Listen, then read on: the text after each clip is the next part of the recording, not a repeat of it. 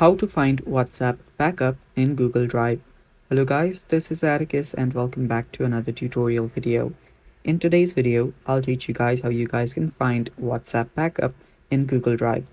But before we begin, if you guys are new to our channel, head down below and hit the subscribe button so you don't miss out on our future videos. Now let's get started. First step, you will need to open up your Google Drive. So locate your drive and open it up. Make sure that you're logged into the account in which you have your Google WhatsApp backed up. After that, tap on the three lines on the top left corner. After you tap on it, here you'll find a section called backups. So all you have to do is tap on the backup section. After you tap on backup, you will see something like this. Here you will see all of the backups that you have currently on your Google Drive.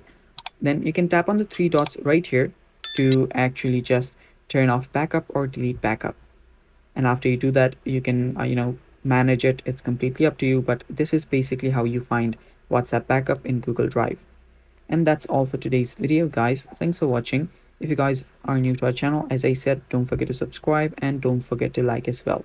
Stay tuned for more, and bye bye.